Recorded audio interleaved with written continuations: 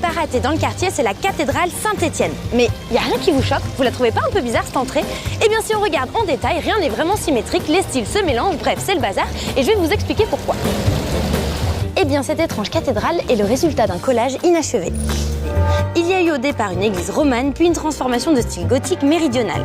Au XIIIe, on s'est mis en tête de l'agrandir. On voulait impressionner tout le monde en faisant une cathédrale de style français, aussi magique que Notre-Dame de Chartres ou de Paris. Mais par manque de moyens, les travaux ne sont jamais allés jusqu'au bout. C'est comme quand t'arrives au bureau et que tu te rends compte que t'as pas mis les deux mêmes chaussettes. C'est un peu dépareillé, mais au final, c'est ce qui fait tout ton charme. Et pour finir de vous rendre compte, les travaux avaient prévu de s'étendre jusqu'ici.